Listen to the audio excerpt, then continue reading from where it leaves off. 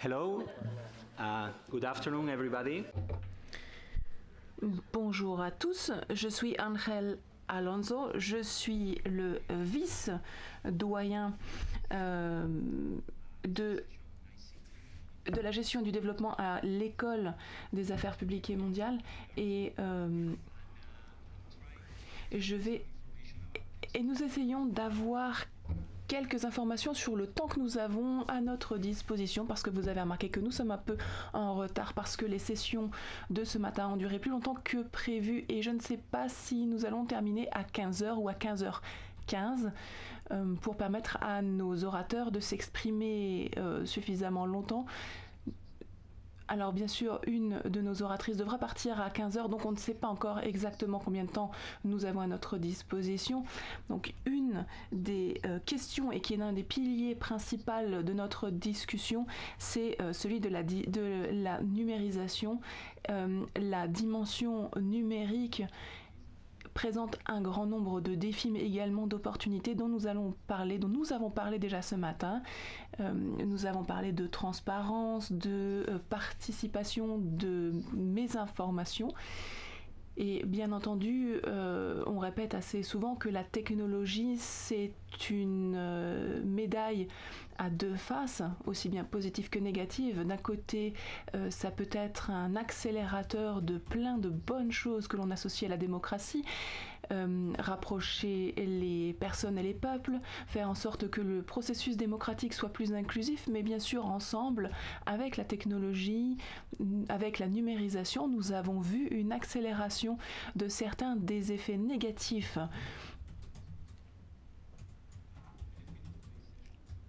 Aujourd'hui, durant cette session, nous allons avoir l'opportunité de couvrir ces différents sujets avec nos orateurs ici présents. Ils représentent à la fois des gouvernements, mais également des institutions étrangères.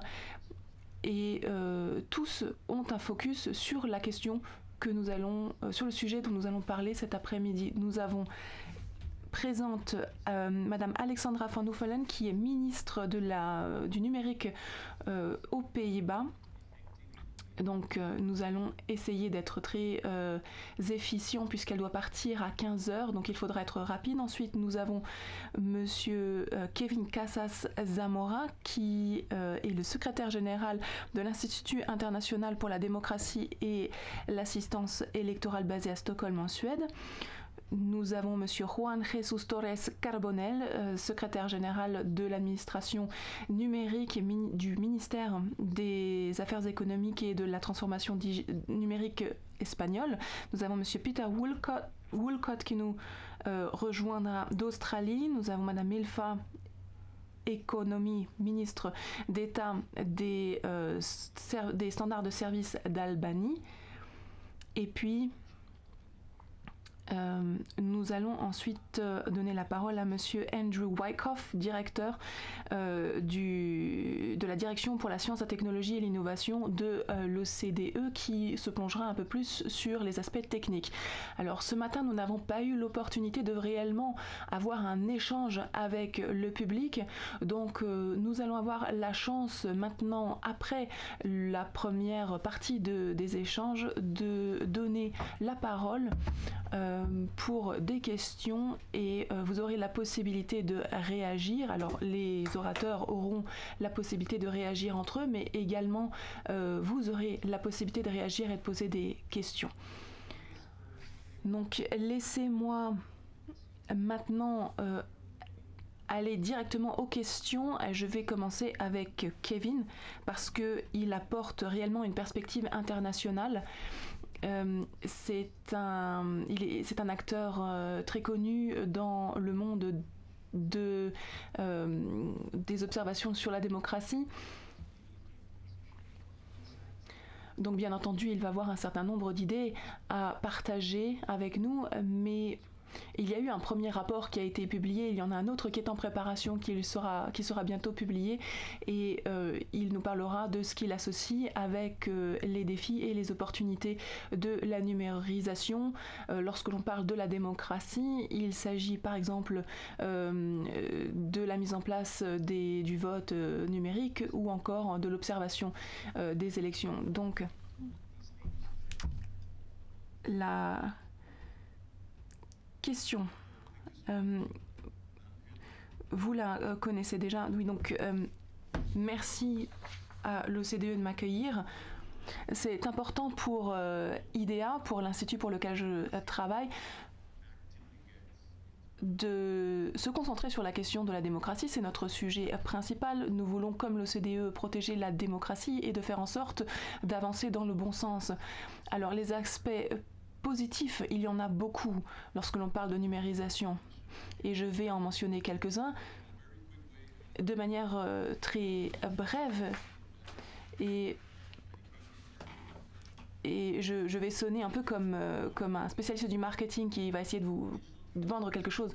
Premièrement, la numérisation permet de faire baisser les coûts pour tout ce qui est l'action collective, pour s'organiser autour de causes, de demandes ou encore de doléances. Et en particulier, l'utilisation des médias sociaux a créé de nouvelles formes d'interaction avec les questions publiques. Et c'est crucial pour les jeunes en particulier qui ont l'air d'être assez réfractaires à l'utilisation des moyens traditionnels de participation dans la politique.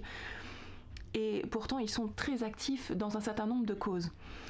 Troisième point, les technologies numériques ont créé un nouveau forum dans lequel la communication des opinions se fait de manière multidirectionnelle, dans tous les sens. Il n'y a plus de communication hiérarchique du haut vers le bas, de l'élite vers les masses. Quatrièmement, ils permettent également une circulation plus rapide de l'information et on sait que ceci est crucial pour dénoncer la corruption et organiser les personnes afin qu'elles demandent la responsabilité des personnes corrompues.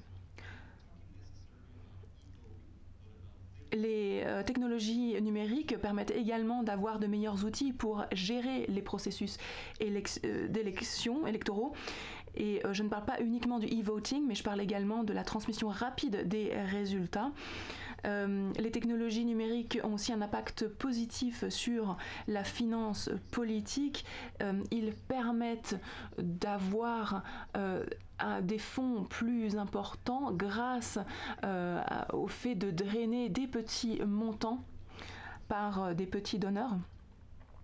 Et puis, bien sûr, ces technologies sont un point très positif pour les services publics, ce qui est vital pour la démocratie. Ensuite, il y a aussi de nombreux aspects sérieusement négatifs. Les technologies numériques permettent plus de désinformation et de mésinformation qui se propagent beaucoup plus rapidement. Il y a également la polarisation de différents sujets dans différents endroits. Il y a une fragmentation de la discussion publique. Troisièmement, les technologies numériques, bien entendu, donnent de plus grandes opportunités pour tout ce qui est la surveillance et le contrôle, qui est quelque chose qui est très utile pour les régimes autoritaires. Enfin, quatrième point, elle crée des opportunités non seulement pour corrompre les processus électoraux, pas seulement avec la désinformation dans différentes campagnes, mais également grâce aux cyberattaques, à cause des cyberattaques. Et puis, cinquième point, elles peuvent faire en sorte que le financement des campagnes soit plus opaque et que les dépenses sur les médias sociaux sont bien moins transparente. Donc c'est une équation qui est très compliquée entre le positif et le négatif et nous sommes passés d'une vision très positive de l'impact du développement numérique qui était très positif, je pense en particulier au printemps arabe. On a ensuite parlé des élections aux États-Unis et de tous les impacts négatifs de ces nouvelles technologies sur les populations et sur la démocratie. Et donc, il y a aussi bien du bon que du mauvais. Et donc, pour protéger la démocratie, nous devons faire attention de ne pas jeter le bébé avec l'eau du bain parce que le bébé a un grand nombre de caractéristiques très positives. Le bébé, vous l'aurez compris, c'est le développement numérique. Merci. J'ai eu la confirmation que nous pouvons continuer cette session jusqu'à 15h15, donc nous aurons largement le temps de nous exprimer.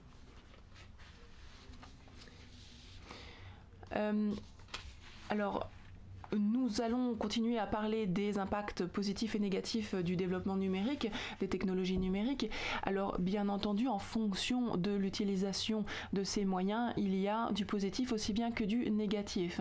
Un autre point d'orgue dont nous allons parler avec la ministre Alexandra van Huffelen, et je vais vous citer, la démocratie et la sécurité sont des droits fondamentaux alors la démocratie, la sécurité et les droits fondamentaux sont au centre, au cœur de notre société. Nous devons faire en sorte d'avoir des règles claires et une surveillance pour faire en sorte que ces valeurs ne sont pas menacées.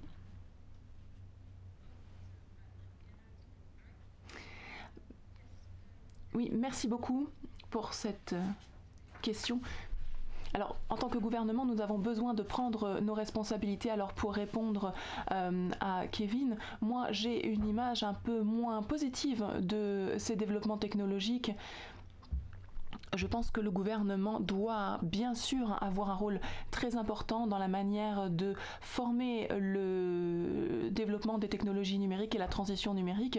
Les droits fondamentaux comme la démocratie, l'inclusion, sont des enjeux de la transition numérique que nous voyons aujourd'hui et cela le rend possible ou du moins rend nécessaire le fait que nous devons avoir des règles très claires ainsi qu'une stratégie autonome.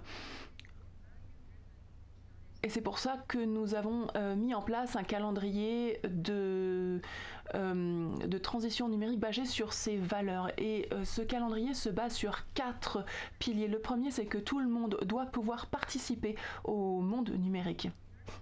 Dans notre pays, environ 20% de la population n'est pas capable de réellement utiliser ces outils numériques ou du moins de les utiliser de manière à ce qu'ils puissent interagir avec le gouvernement et les différents services qui y sont liés. Et nous avons besoin de changer ceci. Et ce n'est pas uniquement les personnes âgées dont je parle, mais également de jeunes personnes qui peut-être ont terminé de travailler ou sont à la fin de leur carrière. Il s'agit également de jeunes personnes qui peuvent utiliser leur smartphone de manière quotidienne, mais qui ne sont pas réellement capables d'utiliser les outils pour interagir avec les services gouvernementaux.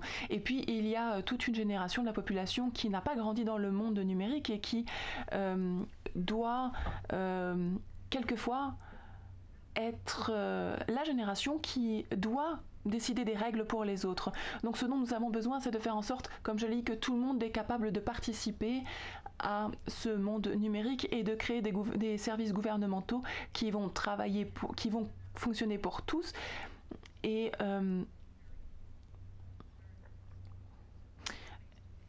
nous avons également besoin, en parallèle de ces outils numériques, d'avoir toujours des outils analogiques. Deuxième point, je ne vais pas m'étaler trop sur ce point, mais nous avons besoin de travailler de manière très précise en termes de sécurité. Et nous avons besoin de réguler l'intelligence artificielle, l'IA, et de faire en sorte que nos droits fondamentaux ne sont pas menacés. Et je sais aujourd'hui, et j'en suis heureuse, que pas seulement l'Union européenne, mais également que d'autres institutions internationales et d'autres pays travaillent sur un traité de manière à réguler le développement de l'intelligence artificielle de façon à voir quelles peuvent être la transparence et les droits fondamentaux qui pourraient être menacés. Ensuite, troisième point, il faut avoir chaque citoyen doit avoir un contrôle sur les données qui circulent à son sujet dans le monde numérique. Ils doivent comprendre quelles sont les données qui sont requises, comment est-ce que ces données vont être utilisées, comment est-ce qu'elles vont être utilisées dans le secteur public et le secteur privé, et ils doivent déterminer eux-mêmes de la manière comment ils doivent être eux-mêmes décider comment ces données vont être utilisées. Alors oui, je sais qu'il y a la possibilité de décider si l'on veut partager ses cookies ou pas. Je connais très bien ce système et on sait tous comment est-ce que ça fonctionne. On n'est pas forcément au fait de tout ce qui est utilisé. Donc ce que l'on aimerait créer, c'est un portefeuille numérique qui permet d'avoir tous vos papiers d'identité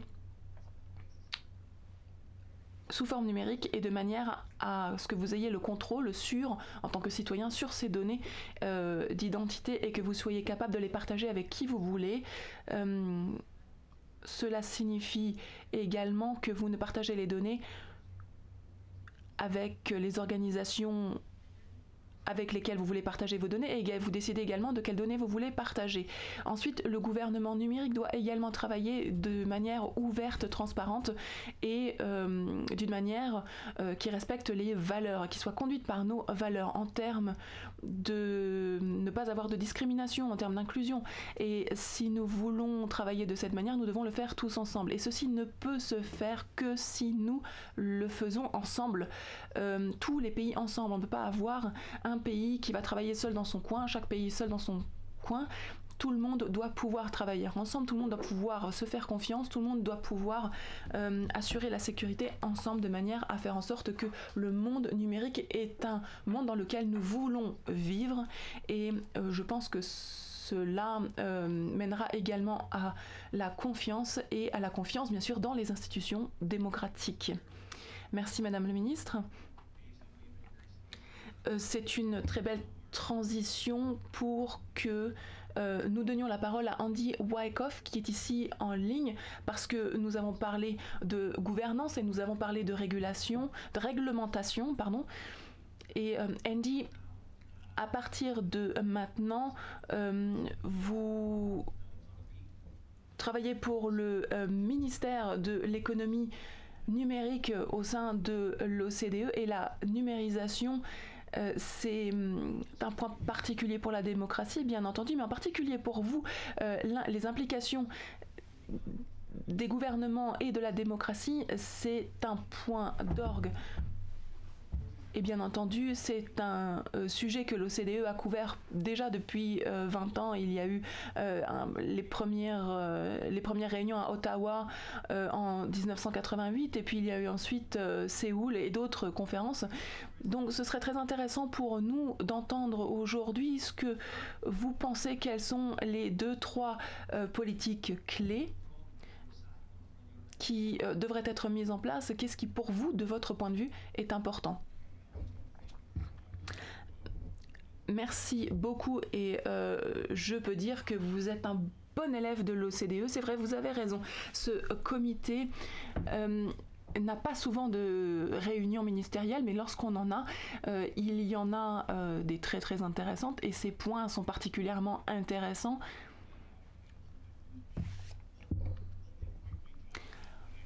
Laissez-moi parler rapidement de ce que je pense être la ligne rouge entre les 2 dernières réunions ministérielles, et il y a beaucoup de choses qui ont déjà été dites, mais je pense que ce qui est le plus important en ligne, et c'est un droit fondamental pour tous les êtres humains, c'est celui d'être en sécurité. Et il y a plusieurs dimensions de ceci qui s'incarnent.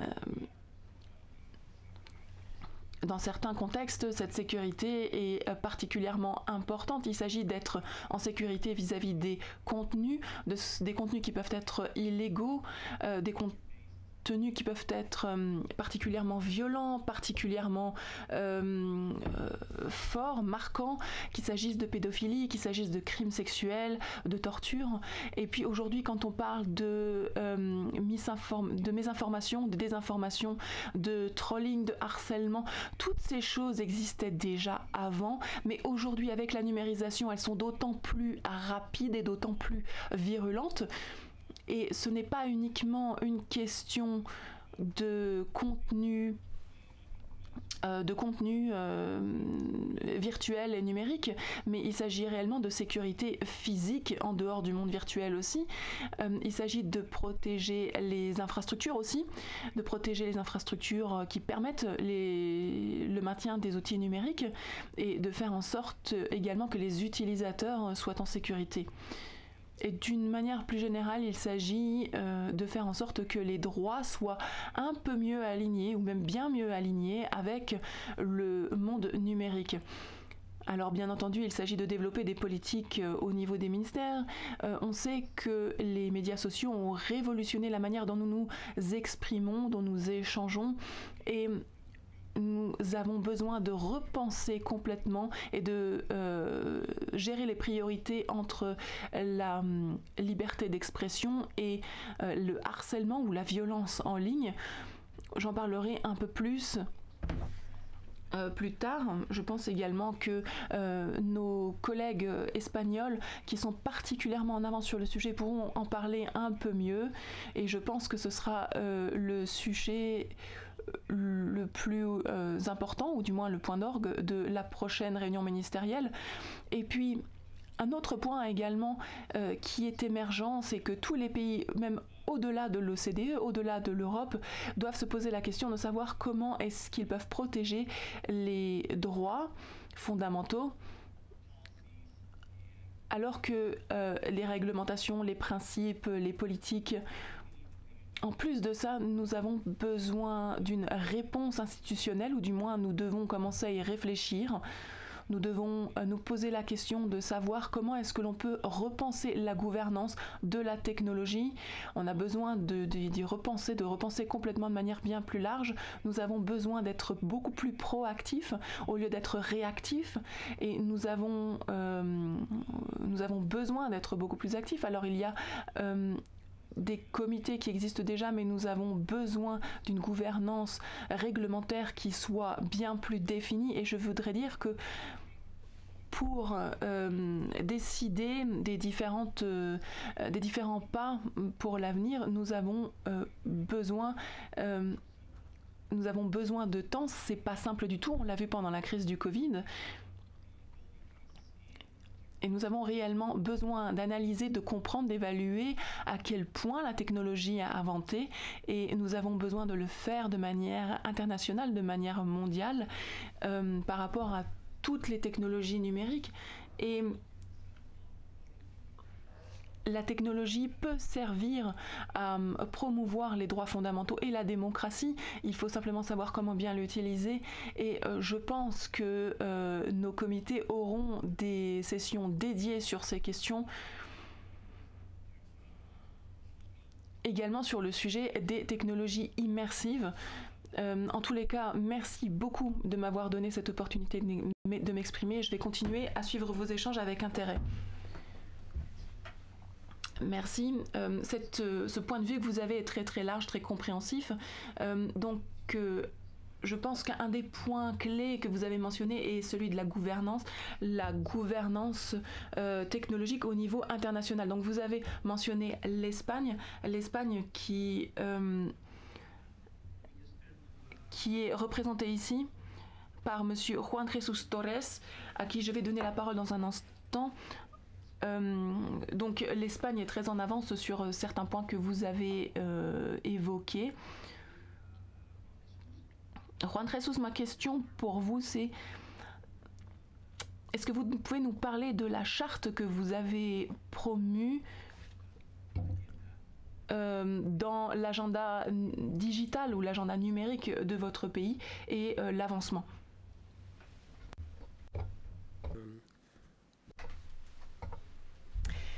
Merci pour votre invitation ici à cette conférence. Et en ce qui concerne la charte des droits numériques, eh bien, j'aimerais mentionner le fait que la démocratie pour l'ère numérique doit garantir la protection des droits des citoyens, et de manière égale à travers le monde. Donc il y a eu des recherches scientifiques qui ont été faites basées sur la technologie numérique.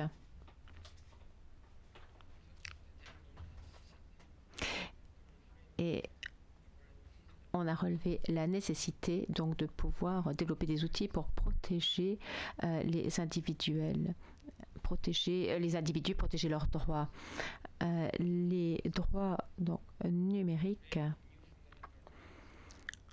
nécessitent la création de nouveaux droits fondamentaux et de créer un nouveau cadre également pour pouvoir faire face et gérer les nouveaux conflits qui pourraient survenir.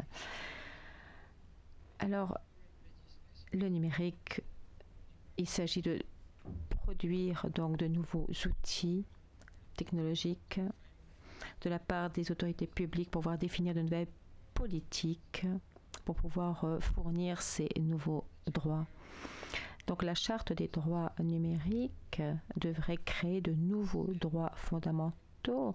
C'est un processus dynamique compte tenu du fait que l'environnement numérique évolue, est appelé à évoluer. Et il faut en comprendre les limites et les moyens des citoyens qui changent en permanence.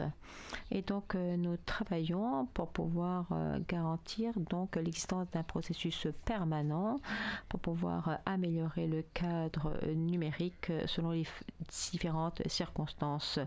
Et cette charte, donc, qui est née en juillet 2021, inclut les droits numériques dans un environnement spécifique et j'aimerais également observer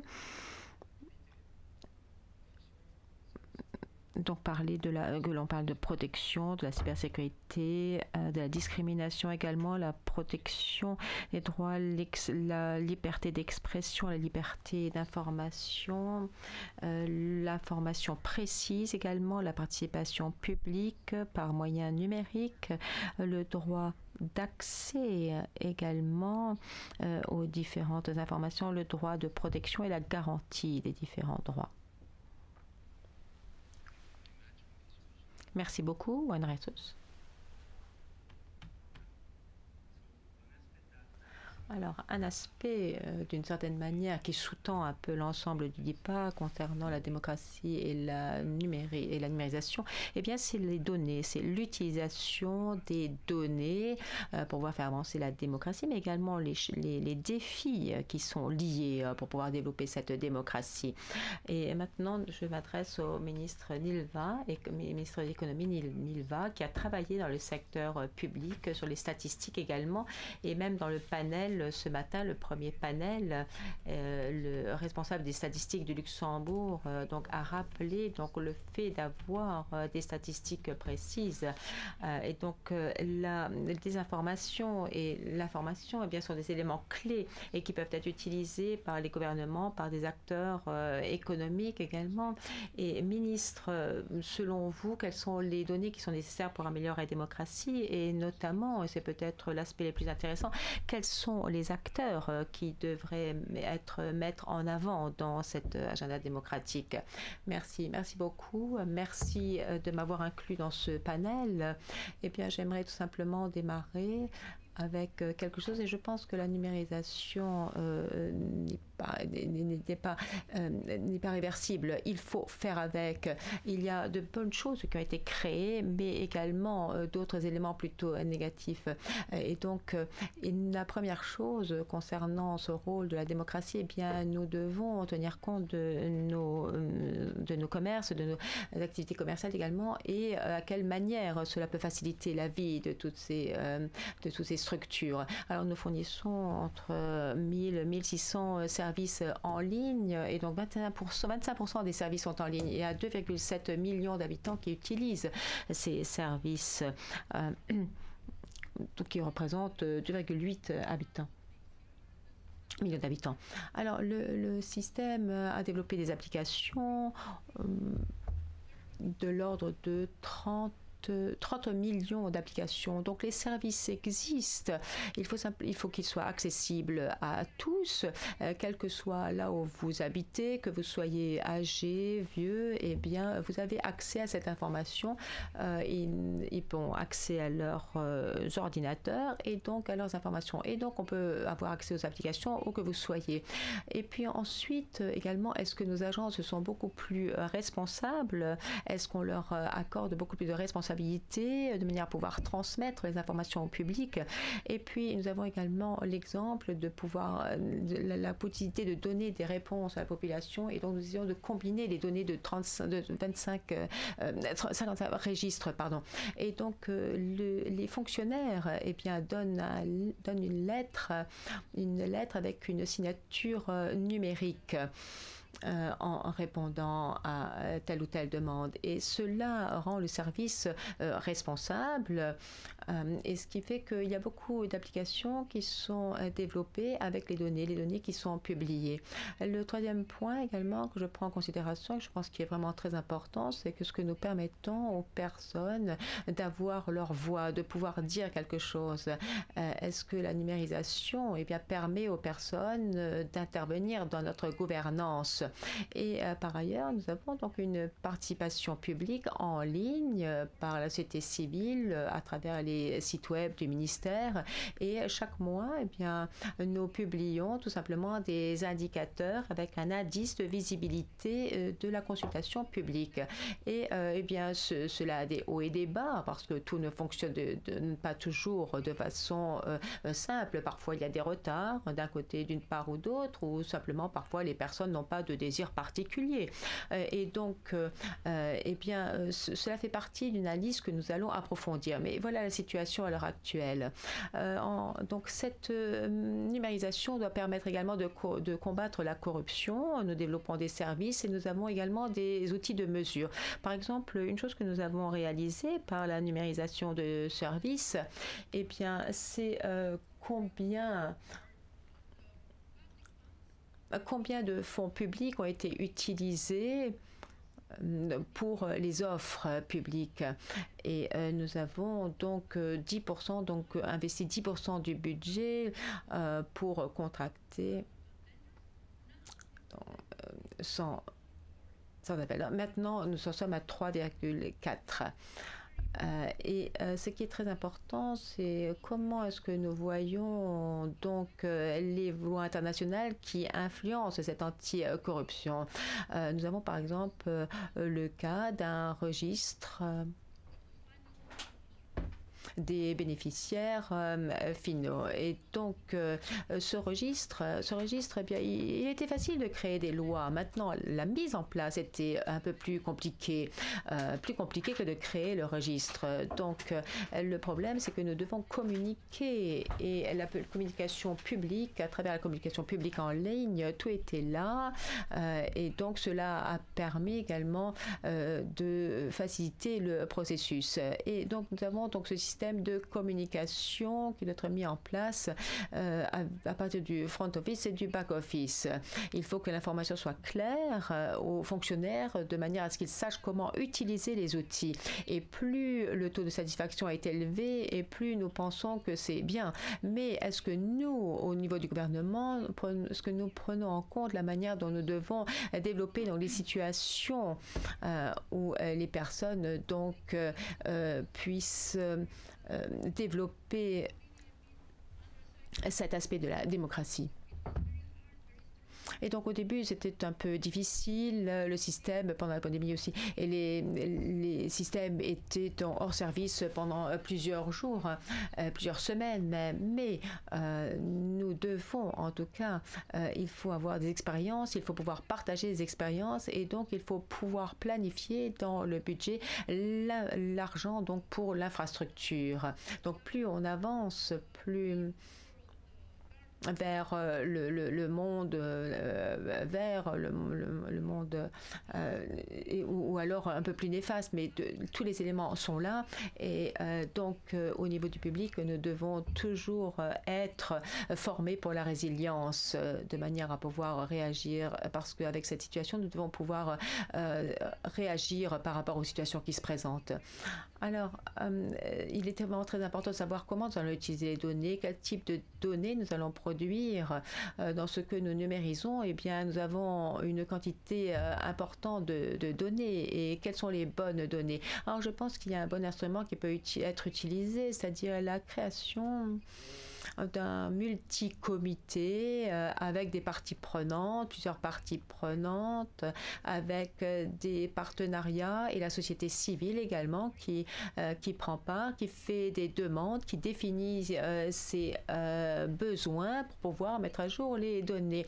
Et c'est la situation à laquelle il faut répondre et qu'il faut alimenter au niveau de la société civile, mais s'assurer également que les agences gouvernementales eh bien, agissent dans la bonne direction, mettre à jour les données également. Et nous avons besoin de la participation. Nous devons également réfléchir à la manière dont nous diffusons l'information, la rapidité avec laquelle nous donnons les informations.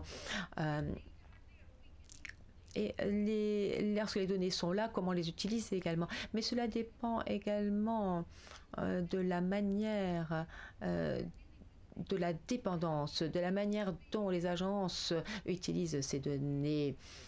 Alors, il y a une agence, donc un office statistique qui est très indépendant, parlementaire, donc un lien avec le gouvernement, mais ils doivent être responsables de tout. Mais pour eux, c'est vraiment très important que les différentes parties prenantes puissent créer des offres pour pouvoir produire les rapports nécessaires. Merci, ministre, Madame la ministre. Merci pour avoir partagé également vos expériences. Et donc, vous avez mentionné donc le troisième élément. Je pense que c'est vraiment très important et j'ai bien aimé la manière dont vous l'avez traduit. C'est-à-dire la participation est vraiment très importante. Et maintenant, alors, responsable de la commission publique de l'information avec... pardon, le micro s'allume et s'éteint. Mais le problème de la participation, bien sûr, est un élément critique. Alors, Peter, quelle est votre expérience? Comment est-ce que le gouvernement devrait travailler pour pouvoir améliorer la participation et améliorer la réactivité pour pouvoir mettre en place la démocratie? Alors, merci beaucoup de m'avoir invité à l'OCDE et cette conférence qui est extraordinaire. Et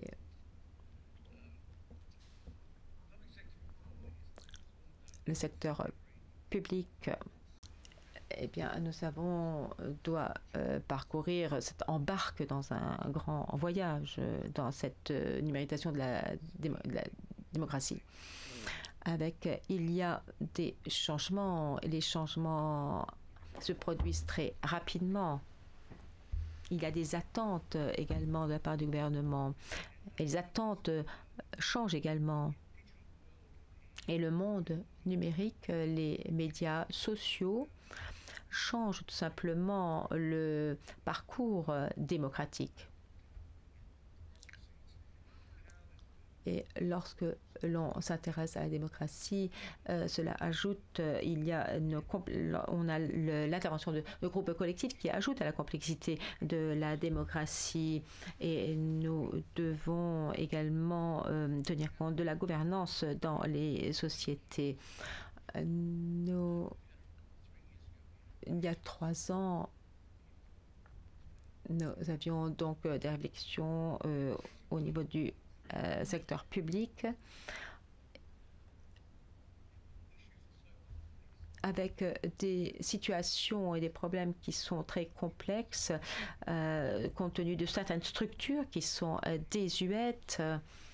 Et en Autriche, nous avons par exemple le gouvernement, donc le ministère de la Santé, qui devait pour la première fois travailler différemment compte tenu de la situation. Et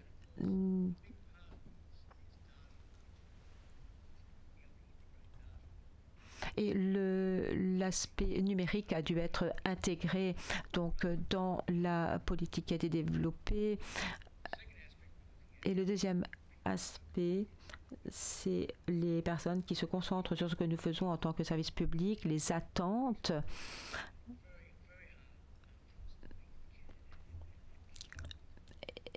Il est également fondamental de développer la confiance. La confiance par rapport aux services, par rapport au gouvernement et les services qui sont proposés également, avec les différentes informations et les informations qui se heurtent donc à la menace, à la cybermenace également. Et donc nous revenons au concept de la confiance. Et puis quatrième point, c'est le partenariat. Donc le secteur public, le travail en partenariat avec notre système fédéral, donc avec l'État et la gouvernance. Donc la société civile doit travailler avec la nation. Et ça, c'est un aspect très important pour l'Australie. Parce que les services aussi travaillent de façon différente et donc nous devons repenser l'ensemble et redéfinir le type de partenariat. Donc c'est une série assez complexe d'éléments. Et ce que nous avons essayé de faire, nous avons créé donc une académie du service public et nous essayons d'avoir donc un engagement avec la nation, avec le pays. Il y a certains risques parce que les ministres sont parfois un peu en désaccord avec ce genre d'engagement et sont un peu mal à l'aise.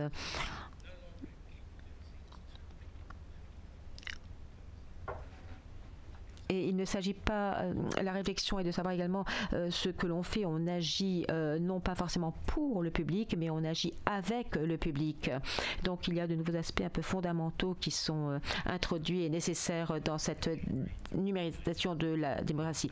Merci beaucoup pour votre intervention et je retiens effectivement donc cette importance du partenariat et de l'engagement.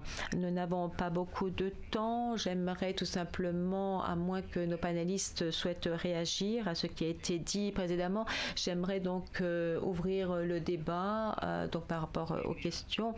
Donc l'aspect peut-être que nous n'avons pas vraiment couvert, c'est-à-dire la coopération internationale entre les différents pays. Donc nous sommes concentrés sur ce que les gouvernements peuvent faire et que peuvent faire les gouvernements de façon collective à l'échelle internationale. Alors bien sûr, ministériel, il y a des choses que les gouvernements peuvent faire. Développer des meilleures pratiques, mais en termes d'agenda, qu'est-ce que vous souhaiteriez voir dans les 10 prochaines années à venir? Alors, si un de nos panélistes souhaite prendre la parole ou que quelqu'un souhaite réagir.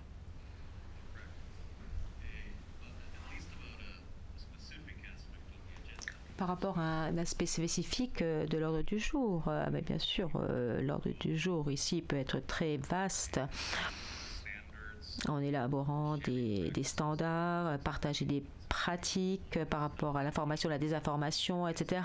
Mais de mon point de vue, du point de vue donc plateforme internationale, l'intérêt donc de faire progresser la démocratie, un point qui n'a pas été mentionné et qui m'intrigue, eh bien c'est le besoin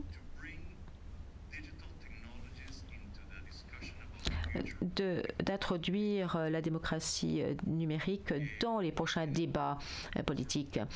Et c'est une sorte de préface. En guise de préface, j'ai peut-être une petite anecdote.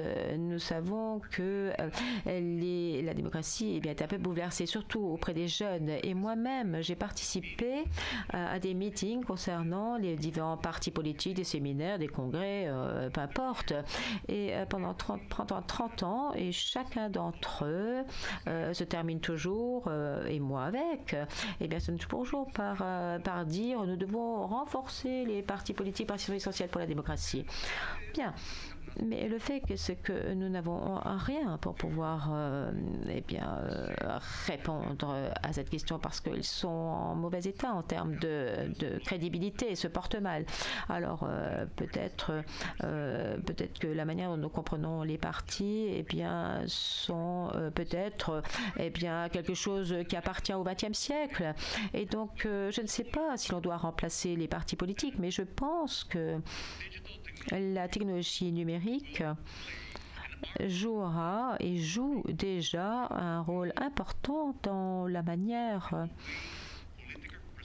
dont la représentation politique peut fonctionner et jouent déjà un grand rôle dans la participation collective du processus de prise de décision.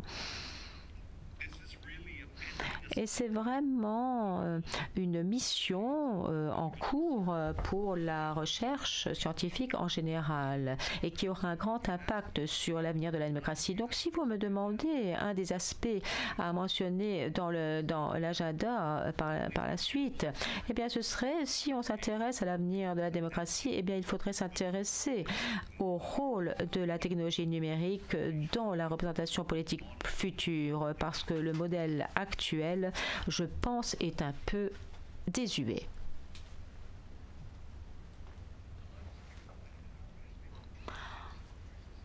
Un aspect qui est lié au processus lui-même, qui est fondamental à la démocratie, parce que la démocratie crée, les élections créent des perdants et les perdants doivent accepter aussi la situation et la manière de pouvoir coopérer au sein de la démocratie. Nous devons réfléchir donc aux problèmes, aux cyber-problèmes. Nous devons réfléchir aux différentes influences, sur la manière dont nous pouvons travailler ensemble.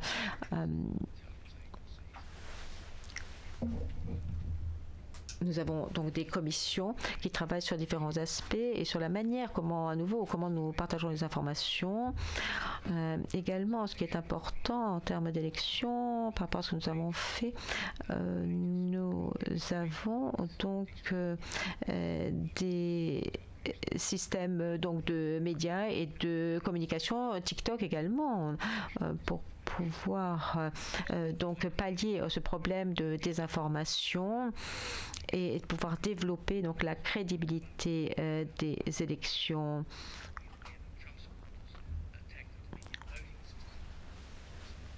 Et parfois, donc, le système d'élection est parfois attaqué avec des accusations. Donc, sur la manière dont les élections sont produites en Australie, par exemple, nous avons donc un registre de désinformation. Et donc, la manière dont nous coopérons sur la démocratie numérique est très importante pour pouvoir pallier aux différents aspects négatifs et pouvoir restaurer la confiance. Et également en Australie, eh bien, nous travaillons dur pour pouvoir travailler sur la fiabilité de l'information, de manière à pouvoir éviter donc ces systèmes de désinformation qui ont eu lieu d'ailleurs lors des élections. Merci. Ce que je peux ajouter sur l'avenir, eh bien, je pense que nous devons travailler en relation, et c'est un besoin. Si nous devons être compétents, si nous pouvons voir la manière dont la démocratie fonctionne dans le pays. Ensuite, la démocratie, au-delà d'un aspect général, il y a également l'aspect inverse qui correspond à la participation et ce qui veut dire que là, tout doit être révisé au niveau de l'approche numérique au sein de chacun des pays.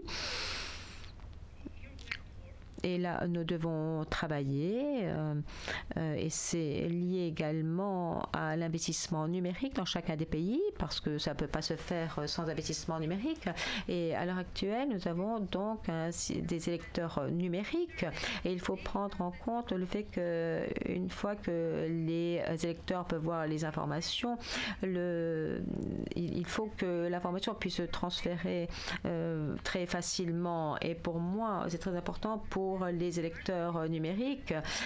Donc, ces données qui sont liées également à la dépense publique. Donc, les chiffres, la trésorerie ne sont pas forcément faciles à comprendre pour le commun des mortels, pour comprendre ce qui se fait dans le pays. Et donc, il nous faut, par exemple, des statistiques plus civiques, d'une certaine manière, pour pouvoir faciliter les choses, de manière à ce que le public puisse comprendre ce qui se passe. Et de cette manière, nous pouvons avoir donc la combinaison d'électeurs numériques combinée avec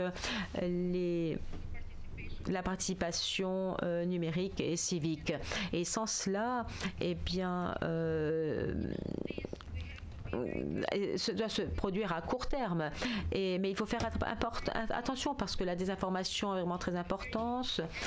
C'est une action qui doit être entreprise, qui n'est pas forcément facile à entreprendre, mais c'est un mécanisme qui permettra d'échanger des points de vue. Nous avons donc un retour, nous avons une communication dans les deux sens et nous devons donc partager les uns les autres sur les effets, sur les obstacles que nous rencontrons, également partager sur la nouvelle réalité que nous avons partagée et que nous allons créer. Ça n'est pas facile parce que la numérisation est une nouvelle ère, c'est totalement nouveau. Nous n'avons pas autant d'expérience que dans la démocratie. La démocratie numérique, c'est vraiment quelque chose de très nouveau. Et donc je pourrais conclure en disant que la coopération internationale est un must pour la réglementation, pour les échanges à l'échelle mondiale.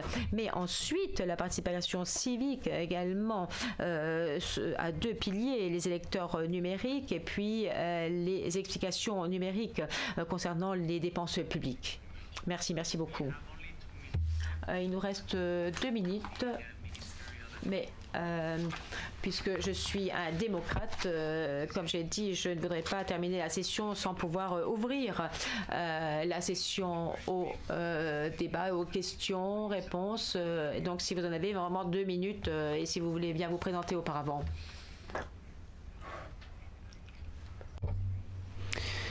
Bonjour, je travaille pour le ministre d'État des questions sur l'environnement numérique. Merci beaucoup pour toutes vos interventions. J'ai quelques questions, en tous les cas une pour essayer de se faire une idée sur ce à quoi il faut réfléchir à l'avenir. Oui, nous nous trouvons de plus en plus dans un monde numérique et dans une démocratie numérique, mais moi ce qui me tient éveillé la nuit, c'est la division créée par le numérique, en particulier l'exclusion des femmes dans certains domaines, et puis ensuite le fait que pour les candidats qui sont attaqués en ligne, quand je parle ici des élections, ce harcèlement pourrait pousser certains candidats à retirer leur candidature. Et ensuite, pour ce qui est de la signature numérique, pour pouvoir confronter les personnes à leurs responsabilités et faire en sorte qu'elles soient responsables de leurs actes, c'est très important. Mais il faut également pouvoir protéger leur entourage et leur famille pour les personnes qui sonneraient l'alarme, pour les whistleblowers. Ensuite, un autre point, il y a tellement de questions liées à l'intelligence artificielle. Comment est-ce que ces systèmes sont développés? Et ça c'est très très important, c'est qu'on ne prend pas en compte les femmes dans le développement de l'intelligence artificielle. Et enfin, lorsque l'on parle de l'avancée numérique, qu'est-ce que l'on mesure réellement? Quels sont les chiffres qui sont donnés? Est-ce qu'il s'agit uniquement le nombre de personnes qui participent, ou alors est-ce que l'on prend réellement tout en compte, à savoir exactement l'avancée de certaines technologies? Merci beaucoup.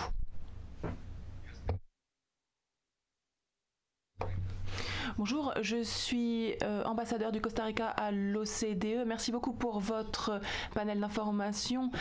J'ai beaucoup d'informations qui s'entrechoquent dans mon cerveau et je ne sais pas exactement quelles questions formuler, mais en tous les cas, pour être bref, Peter a souligner le fait que les services publics peuvent profiter énormément de la numérisation, mais également que il faut que les citoyens y aient accès à ces outils numériques. Et bien entendu, il faut, selon moi, peut-être se pencher sur une résolution concernant l'accès aux outils numériques. Et puis, je pense que l'OCDE est une très bonne institution pour se pencher sur la question. Et puis, j'en ai une autre concernant les droits fondamentaux. Et c'est plus une question pour Andrew, mais peut-être que les autres souhaiteraient également réagir. Comment est-ce que l'on a besoin... laissez-moi rephraser. Comment est-ce que l'on pourrait redéfinir les limites de la liberté d'expression et d'opinion avec ce qui se passe sur les réseaux sociaux, selon vous? Andy, est-ce que vous souhaiteriez répondre rapidement? Merci, monsieur l'ambassadeur. Je pense que j'aurais besoin d'un peu plus de temps pour répondre parce que c'est un sujet qui m'intéresse énormément. Mais très rapidement, il n'y a pas de réponse brève et précise. Si l'on regarde aux différentes expériences qui ont été menées de manière pratique dans différents pays, il n'y a pas de réponse claire et brève. J'ai un peu désobéi aux ordres parce qu'on aurait dû terminer à 15h10 et il est encore un peu plus tard. Donc je suis heureux que nous ayons pu aborder autant de sujets. Je tiens à remercier nos panélistes et nos orateurs. Merci à vous également d'avoir participé et merci à l'équipe de l'OCDE. Merci à Carlos et à son équipe pour l'organisation. Merci à tous pour votre attention et votre participation.